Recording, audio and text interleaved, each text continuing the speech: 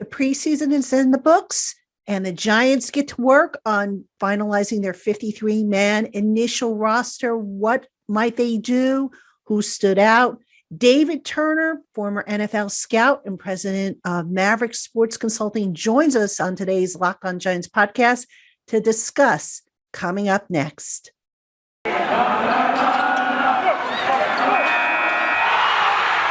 are Locked On Giants, your daily New York Giants podcast, part of the Locked On Podcast Network, your team every day.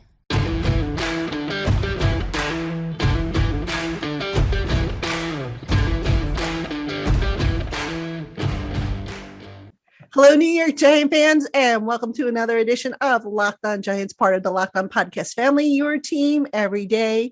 I am Patricia Traina, and today's show, we have David Turner, president of Maverick Sports Consulting, former NFL scout, worked a little bit with the Giants, the 49ers, a bunch of teams, the Raiders, also worked in personnel for other leagues. You know, he's been with me for basically all year whenever we've had personnel decisions to talk about. He's been with me all preseason, breaking down the Giants' performance, the individual performances, and we've got a lot to talk about in regards to preseason game number 3. David, first, let me welcome you to the program. I always appreciate having you on, and I hope you continue to feel better from your procedure.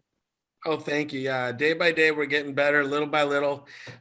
They said it's going to be 4 to 6 weeks, and this Wednesday will be 3 weeks. So still got half the road to go, but, you know, getting there. And I'm excited. As you heard before we got on, I'm all fired up about Giants football and the game and the roster cuts. I mean, for personnel guys like me, this is like almost like the second draft day, right?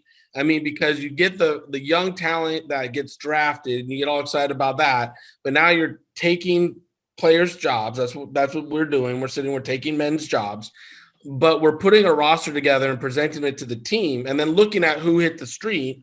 And we're taking that and saying, okay, is there somebody better that hit the street that we should collect and make our final rosters? And what's very unique about the process this year is that there's no games coming up this week.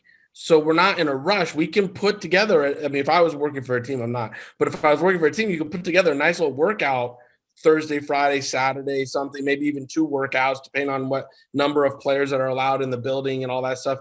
But if you really could bring people in, you could put together some nice workouts this weekend and even later in this week and say, okay, let's try some of these guys out that got cut from each roster and, present them to the coaches and everything, because I'm sure they're going to give the players a little time off later in the week. So with no games this weekend. So, yeah, it would be, again, chess match. I would have fun with this new setup with this procedure this way. Boy, I can hear the enthusiasm in your voice, and I am looking forward to this show. This is going to be a great one. As we started to indicate before we started recording, so hopefully, I won't break out in laughter because you had me in stitches before. But anyway, David, let's talk about the Giants against the Patriots. We've got to start with the offensive line. This was a problem for you, I think, all along. You've been very vocal about concerns about, Matt Parrott at right tackle. The offensive line last night, other than maybe Nick Gates and Will Hernandez, who I thought were kind of solid, the rest of the offensive line, I didn't like what I saw. So let me get your perspective. It all broke down at the left tackle spot. It all broke down there. Thomas struggled. So then the protection started sliding his way, which then caused stress points on the right tackle, which caused stress points when they started doing their looping game and different blitzes because they were trying to help out Thomas. A lot of it started when he started short setting and not firing his hands into chest plates. He was what I call forklifting, when they come from the waist and come up, and then he was hitting outside targets, giving up his chest. So a lot of these defensive ends from the Patriots now, they just spent, now understand, the Patriots just spent more money in free agency than any in the history of the NFL. Like they went out and shopped for 3, 4, and 5 year vets and gave them all 3, 4 year contracts. So this is a team that's built not only for this year, but for the next few years. And they're all sub 30. I don't think I think their roster average age is 28.5 or something like that. They're really a sub 30 team, which makes them very qualified to disrupt things this year. This is a Giants show. Anyways, but these guys, my point was these guys know how to rush. They know how to get their hands on the chest plate and come inside. Thomas, with his length, really needs to learn to fire his hands inside the chest plate, get it inside the pad level, and use every inch and quarter inch of those arms to express and extend these defensive ends off his body. So therefore, he's creating even greater distance to the quarterback, even if they are pushing him and stuff. He struggled in his chair yesterday. He wasn't sitting well. He wasn't bending well. So I think the left tackle spot was maybe he wasn't feeling good, whatever you might want to say. But when the ones were up against the ones, he truly struggled. And then they compensated for him, which caused cracks along the line. And as we saw, they tried to take Soldier out and I think put Pear in. And, then they had to put Nate Soldier back at right tackle because that experiment should just be dead and gone. I mean, I think Matt will make the team eventually when we talk roster math. He'll make the team. But, I mean, I think the starting right tackle has to be Nate Soldier. I mean, you have to start him because you have no other options on this roster at this point. Hernandez played pretty solid. Gates played pretty solid. The one that started to come on last week and it got my attention a little bit more this week was that Ted Larson. He played a really solid game, I thought, when he got his chance and his opportunity to step in and play. And the young Jackson Barton, I think it's his third year in the league now. But he was a player that has shown some upside. I mean, he's starting to fill out his frame. I scouted him in college, and I know he was a more wiry, thinner frame tackle, but he's starting to fill that out a little bit, and he's starting to look interesting. Now, again, does he make the team? We'll get into that later, if he's a practice squad player, whatever. But, I mean, I think there's some pieces here.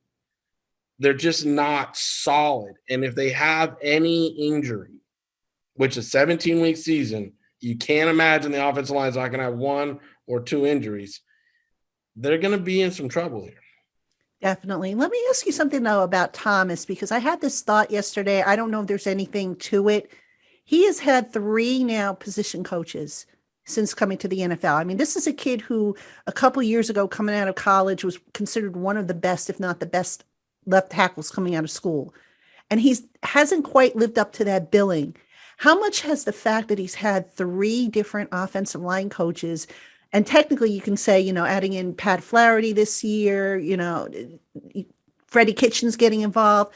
How much of that do you think is kind of screwed with him? Because it just seems like his technique is all over the place. He mentioned a couple times in his post-game presser that he implied that he's not comfortable with it, that he has to do a better job with his hands and with his bend and all that stuff. So how much do you think that factors into what we have seen from him?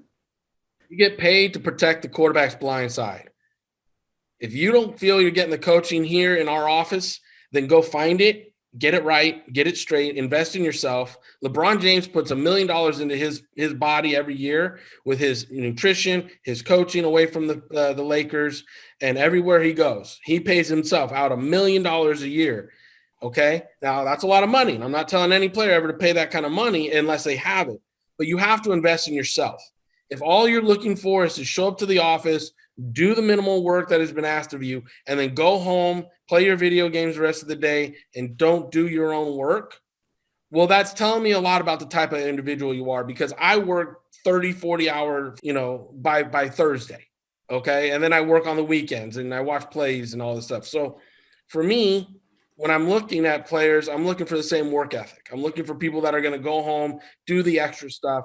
When I was around the Giants, Strahan, Tiki Barber, Amani Toomer, Shockey, Eli, they were always the last ones out of the building. They were the first ones in and last ones out. Same thing when I was at the Miami Dolphins. I saw JT and, Sam Madison and Pat Surtain and, who was our little Zach Thomas, our little linebacker. They were always first in and last to leave. That's what a veteran is. By year 3, you got to be a veteran. And that means you got to start taking control of your own career and saying, I need to get better at hands. I need to go find a hands coach. I need to get better at, flexibility. Then when I leave here, I'm going to go find a yoga coach to yoga and a massage therapist to open up my posterior tract and get my psoas muscles, all stronger, my core stronger. I'm going to go spend 2 hours. I remember when I was around Jerry Rice, he would wake up, go do workouts with Roger Craig and some of his friends over at Menlo College in California, a small little college, 5:30 a.m. They didn't have to be in the office till 7. They would be there by 6:45 after doing an hour of workouts, do all the lifting, everything required at the Raiders. And then afterwards, he'd go run his mountain, and then he'd go play 18 rounds of golf because that's what he wanted to do, or 18 holes of golf, and that's what he wanted to do. So when you look at it, it's like these guys know how to, they train their bodies, they do their bodies right, but you also have to look at them like, man, you can't just expect to show up and have the coaching here and be a professional, be an all-pro, be a gold jacket. The gold jackets are the rare work ethics mixed with the rare talent. So if everybody's identified he's rare talent, where's the work ethic? Well, I mean, in fairness to Andrew Thomas, I think he did train with somebody in the offseason. Now, I don't know what he's doing now, if he's just working with the Giants coaching and that's it. But, I don't want to slam the kid because I don't know. I mean, I want to be fair to him. But, suffice it to say, when you see these peaks and valleys, and towards the end of last year, I thought he started to come on, and then, not seeing that progress in this game. Now, I don't know, maybe we're just overreacting because it's a preseason game, maybe because he hasn't been out there as much as I would have liked to have seen him out there. Quite frankly, if it were me, I would have had those starters out there a heck of a lot more than what Judge did. But, I don't know. I mean, I don't know if it's just why wouldn't you be, you've been taking like literally hundreds, if not thousands of reps doing stuff, why it wouldn't sink in after a while. I just don't get it. But, maybe there's something more to it that I don't understand. I don't know. But I mean, he's been playing left tackle since he was in high school. So it hasn't, the kick steps, the hand motions, all that hasn't changed much. Each coach might want it different a little bit, okay? They might want it a little bit different. I get that. But at the end of the day, son, and I'm not trying to bash him, don't get me wrong. I'm just saying for all the young athletes that are out there, you have to be responsible for your own career. You can't leave it in someone else's hands. If you feel, and like in his post-press conference, my hands aren't right, this and that, then fix it. You have the ability, the time each day to take coaching and fix it. And that's my point to the young people that are listening. It's like you can find other coaches. You can go to Taekwondo. You can go to Judo, whatever, and figure out, better ways to balance and control and recover. There's lots of things to do. And they can all be taught non-contact for the most part. Right. Get better at something. Right. We will come back to the offensive line when we get to your roster predictions, but I want to move on now to Daniel Jones. Now, Jones, I thought for the most part had a good showing. Couple of boneheaded decisions. I thought, what happened with Evan Ingram. I don't know now. Even there, I'm not sure if that's on Jones or if that's on Ingram. It looked like Ingram was supposed to sit on that route and he was drifting, and maybe that's what. I mean, I don't know. I don't know who to assign blame to for that. Anytime you involve that tight end, it's his fault. Just so you know, anytime you involve, and you were warned before we went on the air. Anytime you involve that tight end in a conversation, I'm never taking his side, because that guy will back down for hits, back down for blocks, back down for anything. He is a basketball mentality playing tight end in the NFL. And he does not want contact. This isn't a Dennis Rodman or a Patrick Ewing or a good old boy Bill Laimbeer type player now. This is a finesse player who thinks he shouldn't be hit. It should be flag football all the time for him out there. And so that was definitely him. Daniel was expecting him to come back harder for the ball. He floated on him. That ball got in the wrong position and made the quarterback look like an ass, But when you watch the route, you could tell that guy did not come back for the ball as hard as he should have. Okay, well, that answers that question, because I was going to say, the fact that happened in down there in the end zone, it was like, but getting back to Daniel though, for the most part, good decisions. I mean, I think there was just one where he took a sack. Was it the one where he should have taken a sack and he didn't? I'm just trying to remember. I think I counted maybe 2 or 3 things that I didn't like in the game, but otherwise, good ball security. He threw a beautiful dart to Darius Slayton, who dropped it. I don't know what's going on with Darius Slayton. He just has not captured the rookie, that rookie season that he had. But overall, and there were a couple times when I thought Daniel Jones was a little slow with the decision making, the mental processing. So let me get your take on that, because that is one of his big vices, if you will, is the decision making when he has to make his second and third read and whatnot. So what did you see from Daniel Jones? I thought he made good decisions most of the day. I really did. I mean, a quarterback's taking 70 snaps. He's handing off in a game, not yesterday, but 70 snaps usually, and handing off the ball, 22 times or so. And the other, 48 times or whatever are screen passes, and the ball's coming out of his hand, right? So for yesterday, I think he threw 17 passes, maybe 12, 17, something in that range. And I thought most of them were good decisions.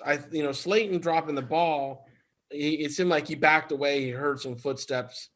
But Slayton's a more vertical stretch style guy too. The coming back, squaring up, putting the chest to the line of scrimmage isn't really what Slayton likes to do. He's more of a crossing route, vertical stretch guy that likes to catch over the shoulder, make back shoulder catches, things like that. So Jason Garrett's got to also know his players and know what he's asking his players to do and play to their strengths, which was something Al Davis always taught me. It was like, if a player can't do something, don't ask him to do it. Let somebody else go find somebody else that can do that.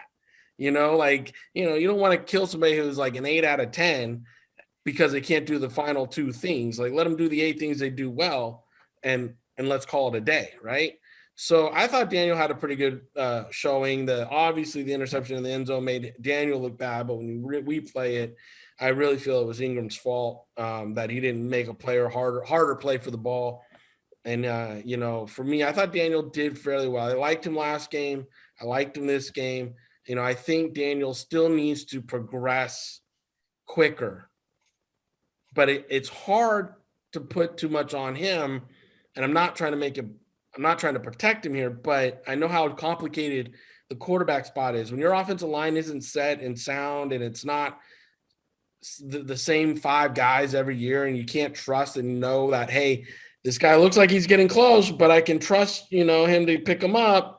I'm good. Like, that trust in the offensive line, and then having Barkley out there to run the ball and be the factor to take some heat off him, because when you hand him the ball or you throw him a screen, it just takes so much heat off the quarterback. So, for Daniel, he does need to progress faster, but I see if this team gels in the first 4 to 5 weeks, fans have to understand it's got to give them 4 to 5 weeks. It's still a 17-week season. They can go 0-4 and still win their division. Okay? So be patient with them, but let them harmonize and sync together. And if they get it, you'll see it around week 4.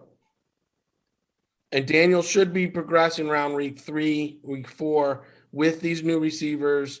You got to understand. I mean, shoot. There's 2 or 3 new receivers. He's going to maybe have Barkley, hopefully, fingers crossed, right? Barkley, new tight end in Rudolph. So you got to give him a few. And then, like you said, Judge didn't play them all out there in preseason. They haven't taken a lot of reps. So the first 3 or 4 weeks is their preseason. Now, they get to week 5 and they're not gelling. We got issues. Yeah, big time. Definitely. David, let's touch briefly on the defense. I thought the defense looked solid for the most part. Patrick Graham never ceases to amaze me. I mean, he wasn't game planning, but he still was doing some certain things that he did last year, playing guys in certain roles. Like we saw Logan Ryan in that robber role that he does so well. That defensive unit, I have a feeling is going to carry this team for that first 4 or 5 weeks that you just mentioned. Typically, when you have new offenses and the defenses this time of year are the ones that are further ahead, and you got offenses like, Kansas City and Tampa Bay that brought everybody back, so they got their comfortability there. They're going to be ahead of the game. But most of the time, this time of year, the first 2, 3, 4 weeks in a season, the defenders usually out front and they're doing better. The one thing I didn't like yesterday was the run fits. I didn't like the run fits. I think we talked about it last week a little bit. Again, this week, the safeties weren't taking proper run fits down into the box. But again, we didn't see the starting safeties. I don't believe Peppers played, and Logan played in his robber role. So some of the coverages were off versus what he'll play them when he has both those guys on the field and he's got Peppers back there, quarterback and everything, right? So for me, I didn't like the run fits, and I thought the linebackers and the edge guys weren't really setting those edges strongly, letting them run outside. Now, pass defense-wise, I thought it was a much better game for them, especially in the first half. I thought they communicated well. I thought there were people in good positions. Pass rush was getting home and putting pressure on them, making the quarterback get off their spot and move their feet. So that kind of stuff I enjoyed. I liked it. I saw what I liked what I was seeing there. And again, he didn't run his exotic looks, right? He kept it kind of plain, but for what he did, it was fun to watch that defense. And I think when he really takes the chains off these guys and lets them go hunting, it's going to be fun to watch. I really do. I think the first 4 weeks are going to be fun for this defense, as long as the run fits from the safeties and the outside edge guys set that run and really pride themselves on nobody's running on this defense. It could be really fun to watch the Giants, because the first part of their schedule, I feel the teams that are coming at them are going to want to run the ball first and work off play action. Now, if they come up and stop the run on first down and make it a 2nd and 10 and thirds and give them 3rds and 11s, it's going to be a good thing for this Giants defense. Hey, Giant fans, we have much more coming up here on the LockedOn Giants podcast. But first, get all the latest news, odds, info, and sign-up bonuses for all your sporting needs by heading over to BetOnline on your laptop or mobile device. When you open an account and use our special promo code LockedOn, you will receive a 50% welcome bonus on your first deposit. Again, that's code LockedOn for your 50% welcome bonus. Terms and conditions apply. Bet Online, your online sportsbook experts. All right, David, we are going to get to, I think, the part you have been looking forward to. I know you have a list of roster moves that you would make. Now, roster decisions, folks, have to be filed by 4 p.m. Eastern time on Tuesday. We'll start to hear probably some roster moves as early as Tuesday morning, maybe a few even Monday night for all we know. But a lot of decisions to be made.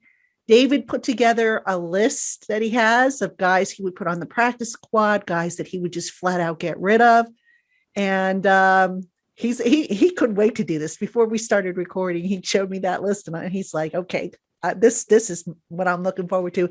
All right, David, let's start with let's save the offense for last, because we'll finish on a strong note. I'm sure there's a lot there to talk about. Let's start with the defense. Tell us about some of the tough decisions that you think this team is potentially facing and how you would approach them at the various positions. Like I told you, again, draft math is one thing we talked about when the draft came around, is how you do your math and figure it out. Well, this is roster math. When you're doing your roster math, historically, you're going to keep like 24 on offense, 26 on defense, and then your 3 specialists. That's historically what you kind of do with your numbers. This way, because the reason why you give the extra player to defense historically is special teams. You keep an extra safety or linebacker so your special teams coach can have a key special teamer that, will be on all core 4 teams and more, and kind of be the captain of that special teams. And they typically are linebackers and safeties that make that role. For the Giants, what I did this breakdown, and again, my math might be off, as I told Patricia before the show. I think I went into contracts and I looked at what people can make and where they can go on to practice squad with these new rules and things. But this is really what people like me have a passion for, is building teams, finding the strengths and the weaknesses and pairing everybody together so the coaches have the best team to go out there and compete starting week 1. And then as you have to massage the roster all year, you massage the roster all year. I'm going to start in the defensive backfield. Obviously there's James Bradbury, Peppers, Logan Ryan, and Jackson, right? That's probably your starting 4. And then, next would be Josh Jackson, Mr. Love there, McKinney, and Holmes. And then CJ, Chris Johnson are the ones that I have in the backfield. Now there, I was supposed to keep 10 in my my roster math, 5 corners and 5 safeties, but I kept 9. And then I put Williams and Beal, Harper, and Robinson all on practice squad.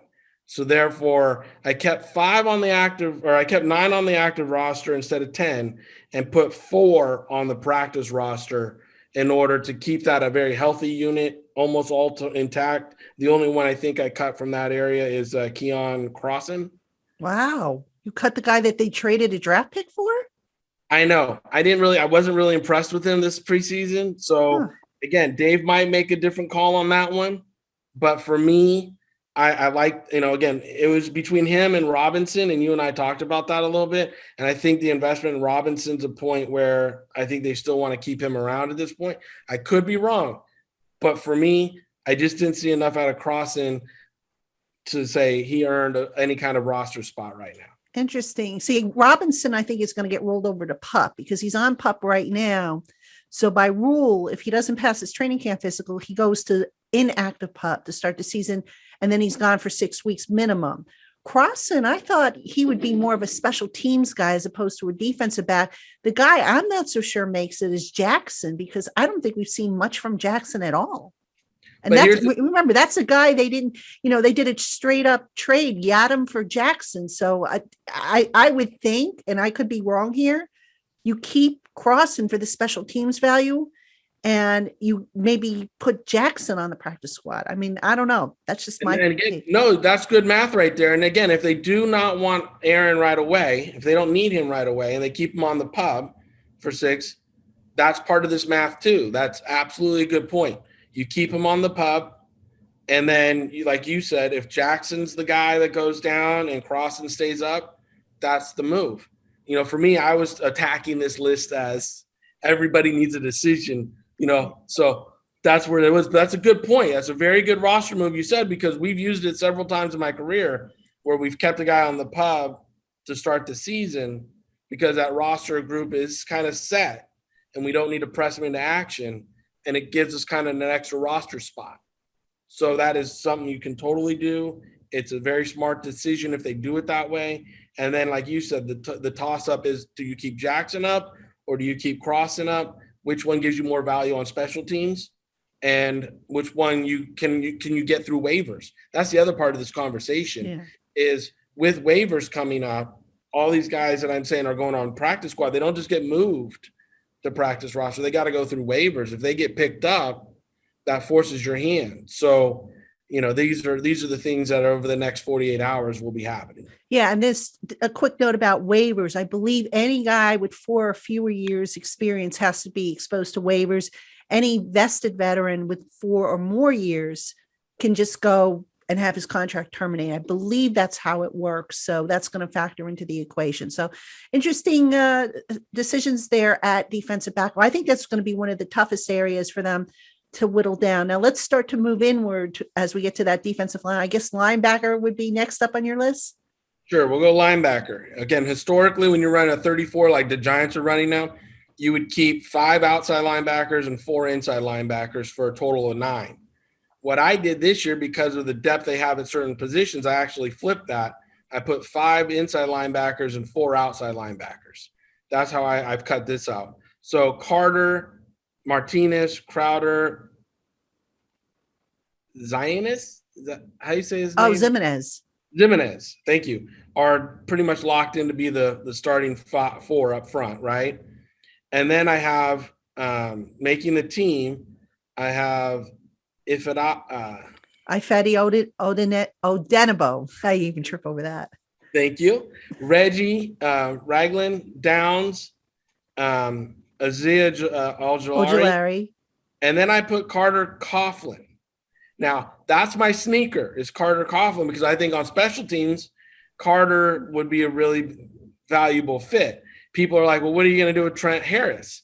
Well, I think Trent Harris is the practice squad veteran you're trying to put on practice squad. Now, a lot of people will be like, you can't do that. He's going to get picked up somewhere else. Possibility, okay? But you also can't pay everybody. So sometimes you have cap casualties that when you're looking at the cap, you're looking at if they make the team, what bonuses and everything make. I think a guy like a Carter Coughlin who will deliver more on special teams for you versus a Trent Harris, that's going to be the trade-off. That's the one I'm not sure of. And then I have Cam Brown on the practice squad, and Ryan Anderson is the one I have cut from that group. Right. Ryan Anderson's been suspended for the first 6 Right. weeks. So that's interesting. I have Cam Brown making it for special teams. Ellerson Smith has to make the roster because of roster rules. And remember, this is an initial 53. They're going to move him to IR. I am convinced of that. Right. He hasn't practiced all year. So I don't think you expose him to waivers by trying to sneak him through to the practice squad. I think you put him on the initial 53. Then for me, this is just how I would have done it. And you can tell me if you disagree or not.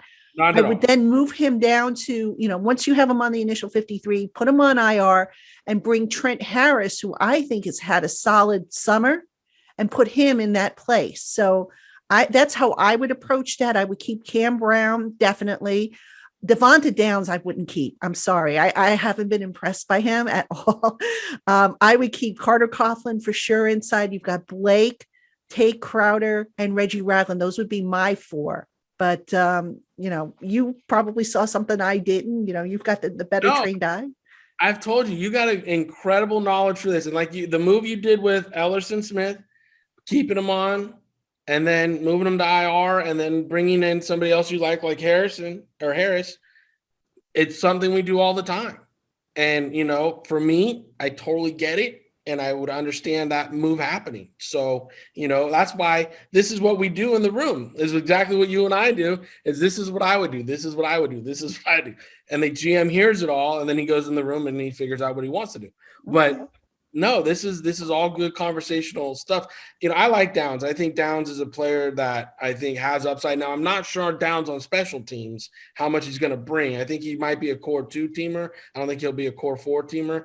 So, I do think, though, if Crowder gets hurt, Downs makes a good replacement in there. Okay. Now, defensive line. This is an interesting one because B.J. Hill he wasn't announced as a guy who wasn't going to play, but he didn't play. And for me, I wondered if he was going to make the roster because I've seen his snaps decrease. And with Raymond Johnson stepping up, David Moa, who I think is undersized, but, has brought more value. I'm wondering if BJ Hill is going to have a spot on that defensive line. What do you think? I think the numbers work out in his favor. Okay. Now, historically, you keep 5 defensive ends and 2 defensive tackles in the 43, and one of your defensive ends you would hope could slide in and help out at nose if you get injuries there. And I think that's Moa.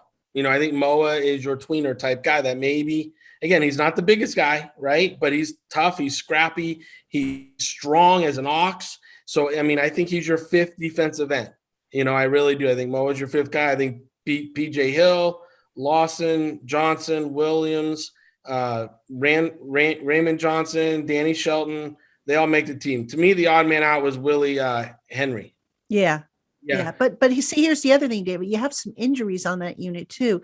Shelton, I don't know what he's dealing with, but I know he was banged up, and that's the X factor for me is that the Giants obviously know how bad these guys are and how far off they are.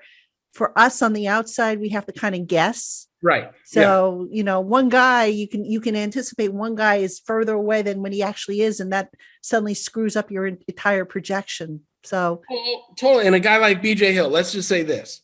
There's 2 reasons he's not to play a player on the 3rd preseason game, right? Either you're going to cut him and you want to make sure he stays healthy, so you don't play him. So we can't say I got hurt in the game and you owe him money. He's healthy. You warmed up. We got film of you warming up. Okay, we're shutting you down because we're cutting you tomorrow. Right. Okay. Or you've made this team, kid, and we're not going to risk you out there because you are battling something little nagging and we don't want to increase it. So you've made the team, we shut you down, you're not going to play in this game. Right. There's 2, you don't know which one it is because you're not behind the screen. You're not in the locker room. You don't know the privileged conversations. But that being said, I think if these are your 5 defensive linemen and they're healthy, you have a very solid, strong offensive lineman, and then you put Qualls on practice squad, right? And you might shop for another. Right. You might shop for another. And again, that's the situation. If Danny is hurt in some way and they got to shop for another, that's what you might be seeing today and tomorrow. We already saw some trades over the weekend, and last week we saw a couple trades happen. I think this today and tomorrow, you will see trades that people are like, I'd rather have that guy than try to go to wires and compete for him. Mm-hmm. So I'll give up a 6th-round pick for him, or I'll give up a 7th, or I'll swap late-round picks to get that guy or something. There's going to be some finagling of some stuff going on to secure certain roster or certain individuals for your roster that people don't want to compete with on the open market, as we call it, on the waiver wire. So I think you'll see some of that. And again, we don't know how extensive Danny is. We don't know if BJ was dealing with an injury or if they wanted him healthy so they could cut him and not worry about the exit physical. We just don't know which way they were going with that reasoning. Right. Okay. All right. We are going to do offense next. So folks, stick around for that, coming right up. Hey, Giant fans, we have more coming up here on today's LockedOn Giants podcast. But first, no matter what you need for your car or truck, Rock Auto is sure to have it in its extensive online catalog. RockAuto.com offers brand name parts for every make, model, and manufacturer at highly competitive prices and ships right to your door. Visit RockAuto.com and be sure to write Locked On in their How Did You Hear About Us box so that they know we sent you. That's rockauto.com. Amazing selections, reliably low prices, all the parts your car will ever need. rockauto.com. Hey, Giant fans, we have plenty more coming up on the Locked On Giants podcast. But first, tell me, does this sound familiar? You've got one device that lets you catch the game live, another that lets you stream your favorite shows. You're watching sports and highlights on your phone, and you've got your neighbor's best friend's login for the good stuff. Well, I want to tell you about a simple way to get all that entertainment you love without the hassle, and a great way to finally get your TV together. It's called DirecTV Stream, and it brings your live TV and on-demand favorites together like never before, so you can watch your favorite sports, movies, shows all in one place. That means no more juggling remotes, no need to buy another device ever again. And the best part is there's no annual contract. So get rid of the clutter and the confusion and get your TV together with DirecTV Stream. You can learn more about DirecTV at directtv.com. That's directtv.com. Compatible device required. Content varies by package. All right, Giant fans, you have Patricia Traina here on the Locked On Giants podcast. Special guest David Turner, former NFL scout, president of Maverick Sports Consulting. And right now we are going through a rough outline of David's Giants 53-man roster projections. We did defense in the last segment. Now comes the fun part, the offense. David, I'm going to let you pick where you want to start. I wonder where it's going to be. No, I'm going to sneak something in really quick. Okay. Just to get it out of the way, sneak it in. I'm just going to slide it in real quick. Special teams, really quick. Obviously, Dixon Gano and Casey Kreider are the 3, right? Okay. So no discussion there, just the way it's going to be. And then obviously, you got Ross is the main returner in this thing, and maybe Tony if he stops fumbling the balls. So that's the way we kind of got special teams. Just sneak it in there really quick because those guys never get talked about. And, I've grown to love them. Why they fuss? They're like at my dating life. It's frustrating, but I love them. So it's the way it goes. Now we're going to start with a fullback, running back. We'll lead in nice and gentle here. Okay. So, when you look at the fullback position, historically you keep one. And then your running back position, you historically would keep, somewhere between 3 and 4, depending on how you want to cut it. I kept 3 running backs and 2 fullbacks because to me, I think Gillespie and Penny both give you stuff on special teams, and Penny can actually carry the ball. Mm-hmm. So I think it's better to have them mixed in with Barkley, Booker, and Clement. And then, thank you, Clement. And then Brightwell goes to practice roster, and sadly, the Platzskummer. He gets an exemption. He has an exemption. So he's one of those Europeans, right? Yeah, he's from the International Pathway Program, so he has a roster. Yeah. Okay. So he's on. He's good. Yes. So therefore, you can keep everybody there at that position. And I agree with you, by the way, about the 2 fullbacks. That's what I have on my projection. Yeah, I think because special teams wise, And, Penny can touch the ball and do well if they need a big back to bang in there a little bit, if someone else gets dinged up. So I like that idea. I would like to see if Corey Clement can actually return kickoffs a little bit. I think he's got a very good run vision style. Now, he's not the fastest guy in the world. No, what are you doing? But everybody, does this anyways, and they take touchbacks. But once in a while, you like to have a running back in that role. Like, I know Dave's always like that. It's something we learned from Ernie. It's like if you have a running back returning kickoffs, that mentality is a little bit better, and then have a receiver doing the punts. It's a little bit more tailored that way. So if Clement is listening, if you could learn to do the kickoffs a little bit, it might extend your career, because I think you have a good running style for it, just so you know. Okay. Well, at quarterback, I think that's cut and dried. We don't really need to have that discussion, I don't think. Receiver and offensive line and tight end. I'll let you take your pick. Where do you want to go? We'll go receiver. Okay. He's avoiding tight end for obvious reasons. Hey.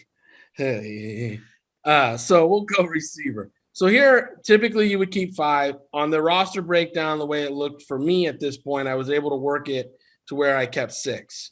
So I kept Galladay, Shepard, Slayton, Ross, Tony, and Sills. I got rid of Pettis. I don't like Pettis. I don't think Pettis deserves to be on the team. I really don't. I don't think he works hard enough.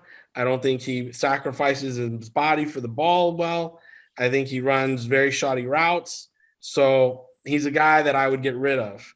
Now, the other ones, I put 2 on practice rosters, so therefore they would have 8 around the building, which I think is a good number for an NFL team to have during season, is Willis and Board. Now, those picks might not be everybody's favorites, and I understand that, but those were the ones that I noticed the most in preseason games when I was watching them, and I thought, you know what, there's something to be there. Again, Botchman has something. I like Botchman too, but I just felt Willis and Board edged him out for the practice. Well, Board I actually had on my 53 for the gunner play. I think I kept 7 because the injury status to Galladay, I think Galladay will be okay for week 1.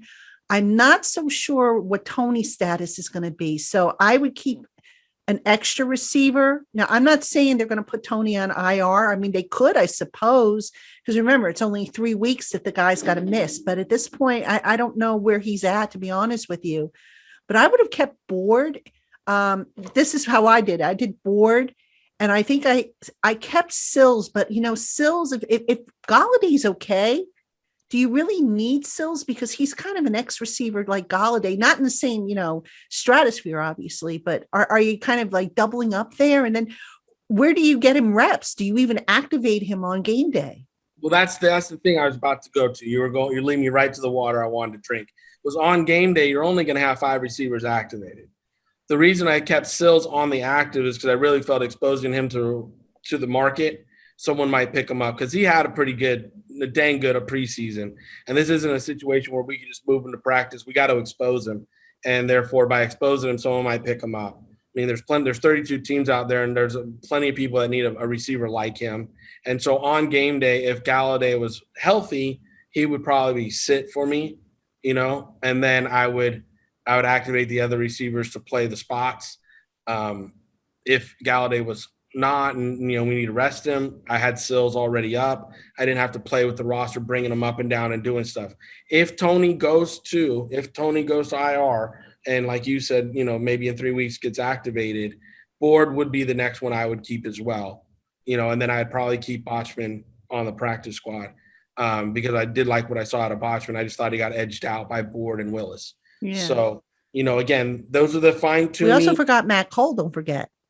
Can't forget about Matt Cole, who's been good on special teams. Matt Cole's good on special teams, but again, when you're only going to activate 5 guys on game day, you're pretty solid at Shepard, Ross, and Slayton. They're pretty much going to play with Galladay. So then either you need another returner to take some heat off Ross if Ross gets hurt or something, which is why Tony is, to me, the guy that's the 5th receiver. If it's not him, it's Sills, because I still think Sills will give you good special teams play. I don't think he was asked to in preseason because of his value, taking reps at the X spot and giving the quarterbacks the look they needed to see and not exposing Galladay to play that role. So I think there was a trade-off there for Judge, and I really think there's a deal done like, hey, kid, do this. I'm going to keep you, do one for me. I'm going to do one for you. So that's what my thinking is on Sills and Tony at the back end of that. But Board makes a great special teams player. I agree with you there. And Cole could, but I just don't. I like more out of Botchman, I think, from a receiver standpoint than Cole. Yeah, Cole, I would take my chances with trying to slip to the practice squad. I don't think he would get picked up, but you never know in this league. Sometimes guys pick, I think back to when Jake, what was his last name? The tight end that the Giants had on the Super Bowl, Jake Ballard, when he was injured and the Giants tried to waive him to get him onto IR, and Belichick swooped in and picked him up. So you never, ever know what's going to happen in this league. All right, let's go. All right, I'm going to give you your choice, offensive line or tight end. Where do you want to go? All right, I'll get the tight ends out of the way.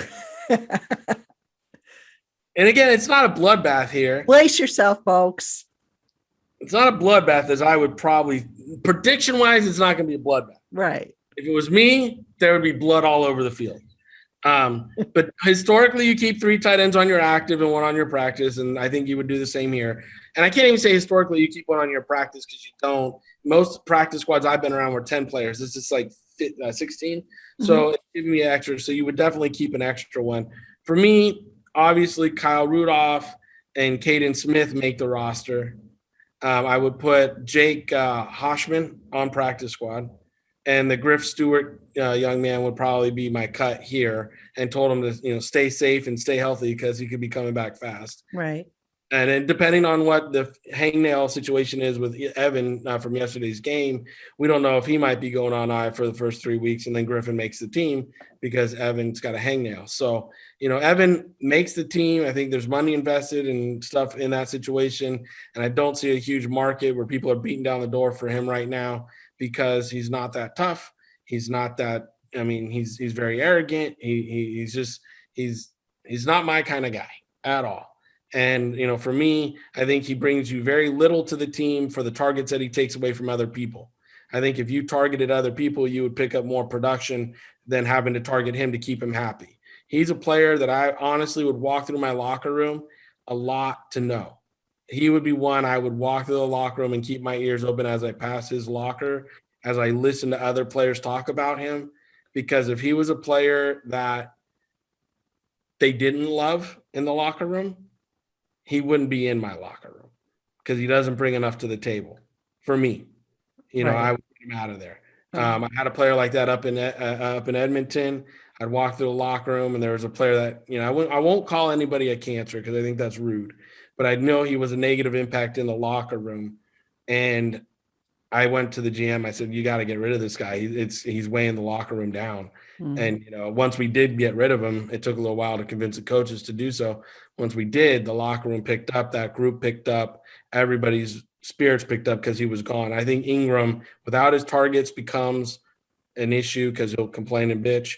And then next thing you know, he becomes weighing down the locker room.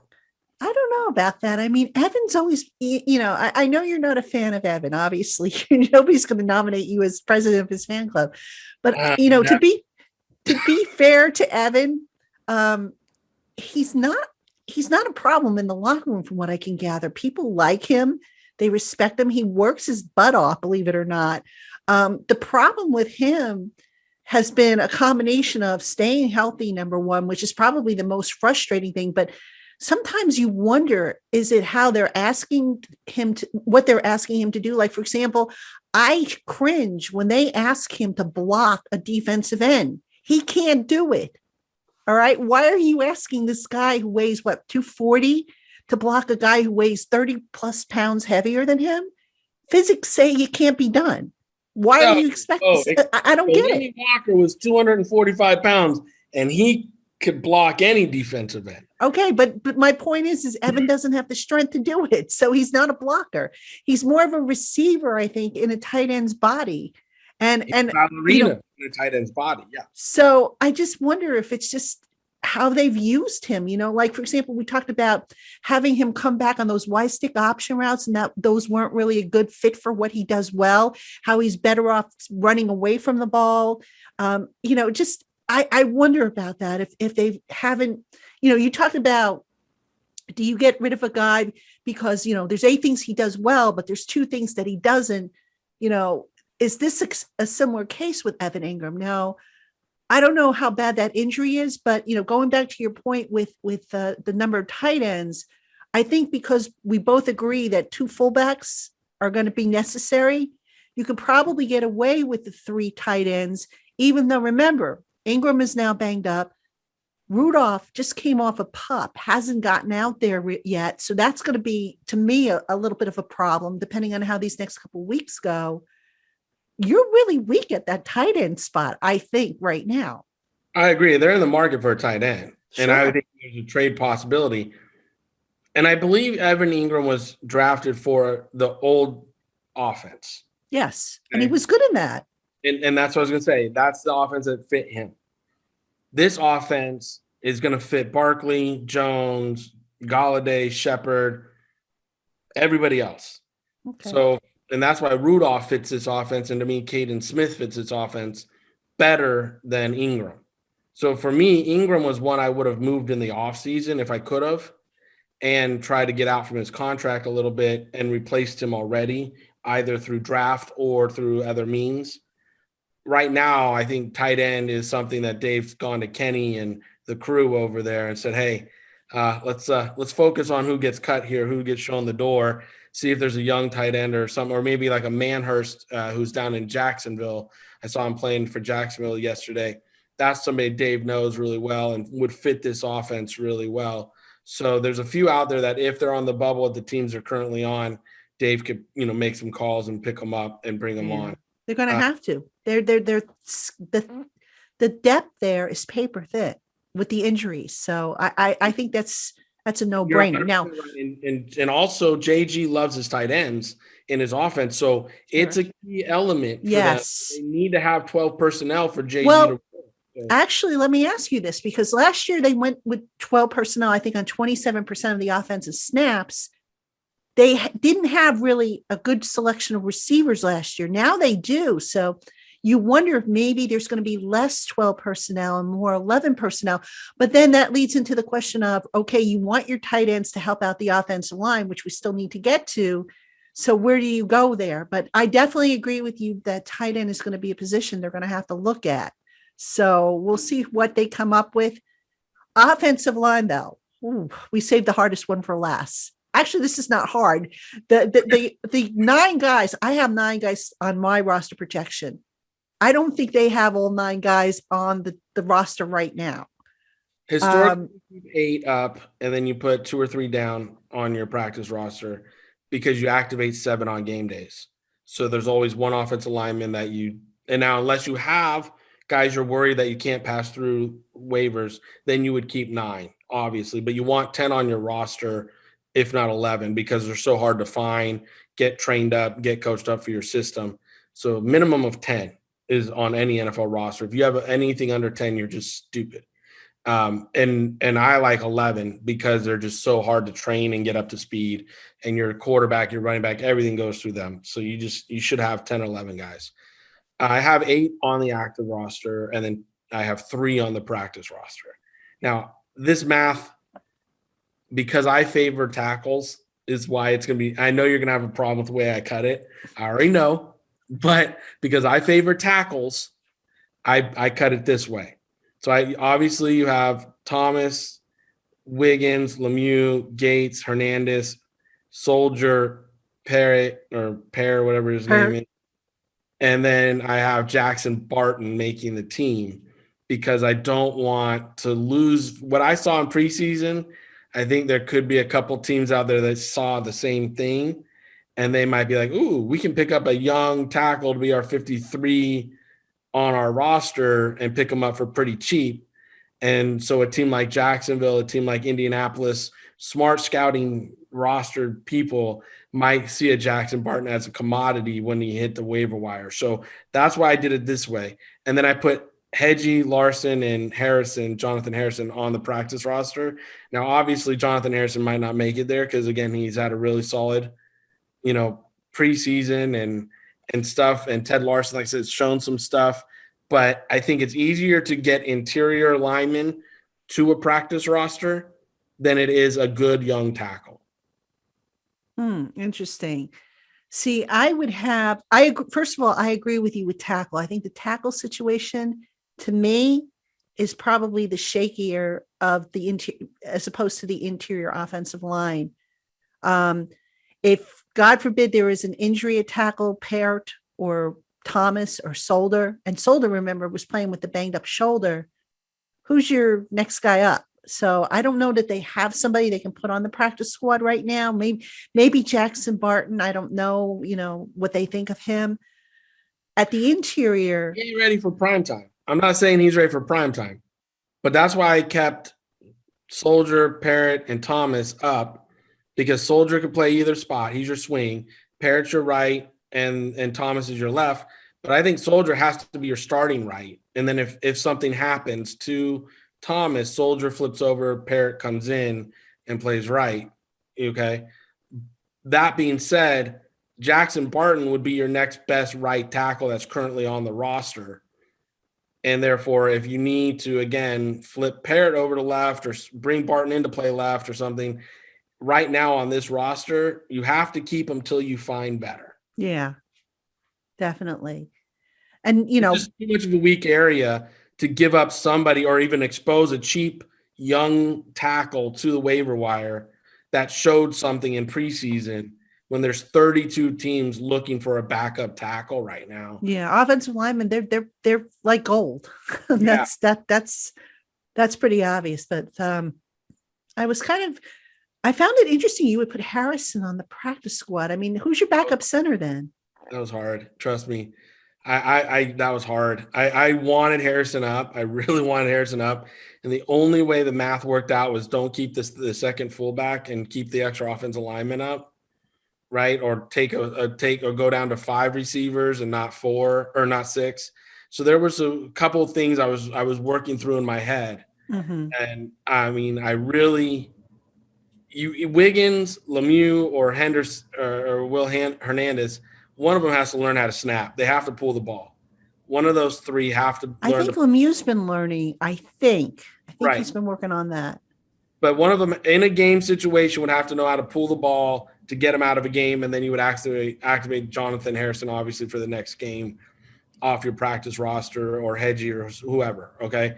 Now, again, I don't like this. I wish that I had one more spot, and I was making – this is the hard part of the decision-making. Yeah. But if you're going to – and, again, the other one is you put Barton down and you keep Harrison up, but then you only have 3 tackles up on your varsity, and it's already a weak area. And if someone were to get Barton, you're in trouble. Now, if Harrison gets picked up, someone picks him up, right? You still have Hedgie and Larson that pulled the ball. So you still have 2 guys that are on your JV that pull the ball, right? So for me, it's like you have 3 potential opportunities here for backup centers with those 3. Barton, he's really your 4th tackle. And if you lose him, you're kind of screwed. Right. So that was my mentality here. I agree with you. If Gates goes down in week 1 and Harrison gets picked up somewhere else, now you've created a cavern at the center spot that wasn't there in preseason because of how you cut the team. And this is all the conversation, like I said earlier in the program, that we're all having, is how to keep these caverns from being too big. Right. Picking the right roster and how to move people around and do things. I just don't say they have 3 solid tackles right now, and they don't have a guard that can kick out the tackle. Like, they don't have they tried to make Chad Slade that guy, but Slade's on roller skates out there. Wiggins would have been the other guy, I think, but he hasn't shown anything in the games. Exactly. He hasn't shown anything in games. So you don't have a guard that can kick out the tackle to get you out of a game. So you need to have more tackles with this roster, in my opinion, than you do interior guys right now. And you just have to tell the offensive line coach and Flair, hey, Flair, you got to get one of these guys to pull the ball, bro. Yeah. Like, you got to coach them up. I hate to do it to you, but you got to coach them up and get somebody to pull the ball because, on game day, one of them might have to finish us out, and then we can get one of these young bucks up for the next game. But We just don't have the math. I mean, if it was a 54, 55-man roster, which again, with a 17-week season, the owners really, you don't give them two more people? Well, they do get two more people. You can call up two guys on game day from the practice squad. But again, how many do you activate? That's true. What I'm saying is, on a regular roster, when they went to 17 weeks, the NFLPA should have said, then every roster is 55 and every game day roster is 50. So more people are getting game checks, which is richer for everybody, okay, player-wise. But also, it's better for player protection to last the whole season, having those two extra guys play special teams, taking the reps from a starting receiver or somebody, or having an extra offensive lineman to keep your quarterback healthy, because then if you go two more, Harrison makes the team, Trent Harris on the defense makes the team. A couple of these picks that we've talked about and mulled over, they've already made the team. They're on the 55-man roster, and now they're activated on game day. A lot of tough decisions coming up, some of which look, every year despite our best efforts to predict the initial 53-man roster, let's again make that clear, because the roster will churn and it will not be the same on Tuesday as it will be the day that they face the Denver Broncos in week 1. But there's always going to be some curveballs. And, I just find it a very fascinating discussion, a debate, just trying to sort through the reasoning behind it, or try to guess the reasoning behind it if, nobody's available to make a comment on it. So I could see where, your head would be absolutely spinning with some of these decisions that have to be made. It's tough. I mean, I've sat till 2, 3, 4 in the morning on these cut nights with GMs, and when we've had to make tough decisions. And again, you hope your roster is well enough stocked that you're making tough decisions, right? That you're agonizing over decisions, right? Because when you're not, you don't have a good team. Yeah, exactly. You have good starters because they've defined themselves, and you're like, okay, I have good starters, but you don't have a good team. Many years ago, an offensive line coach I worked with at the Raiders was telling me how Paul McQuiston, our whole season hedged on Paul McQuiston, and Paul was a rookie. And I'm like, how does that work? And he showed me the line math. Like, if this guy goes down, I got to put this guy there, which then pushes Paul here. And then if that guy goes down, then I have to put Paul in, and he has to play. And that could be as early as week 6 because of how injuries have happened to offensive linemen historically around the league. And he taught me to do the injury math. We talk about all this different kind of math, but the injury math typically most NFL teams lose 1 to 2 offensive linemen by week 8. And therefore, by losing one, or depending on who the 1 or 2 are and what your backup is, your 6th and 7th are really where you're hedging your whole bet on for the offensive line success through the whole season. So if you don't have tough decisions, and right now the Giants don't have tough decisions here. They have what they have, and they're going with what they have unless they can trade and find somebody. But people aren't cutting good offensive linemen. They're sitting here finding ways to sneak them through to get them to practice roster and protect them and this and that. So again, building the offensive line is one of and pass rushers and quality corners and obviously receivers and quarterbacks. Those positions you really have to build in the draft and in free agency and trades and things, because if you don't do that, you really hamstring your roster for years to come, because fixing those always takes attention. Right. And so for that reason, I think the Giants need to do more focus on this offensive line in cut day today and tomorrow, and then in the draft coming up and in free agency coming up. They have to take an approach where we're setting a new standard of this offensive line. And if it, again, I'm not going to put it on coaching. I know it's hard when you have 3 different coaches coming in 3 different times, and they had to talk to Flair and get him back and stuff. It's tough for the young men. It's tough. The consistency is tough, but they are professionals, and they have to take the pride in the professional makeup to get ready and protect Daniel Jones and open those holes up for Shaq, because if they don't, they're not doing their job. Yeah, agree. Agree. Well, it's going to be interesting. That's why Dave says roster building is 24/7, 365 days a year. You're always on the lookout for ways to upgrade and improve your team. And it's going to be interesting to see what they come up with. I'm sure, this show is scheduled to run Tuesday, so we'll have our answers by 4:00 Tuesday for sure. And we'll see how close everybody came, and nobody gets it 100% right, but hey, it's been a fun exercise. This was great. This was fun, David. Love it. There's that sheet, folks. He shot it. He did it. He did his exercise. Gentlemen, his job is done. It's over. I already took care of it for him. There you go, Dave. All done. Just go home.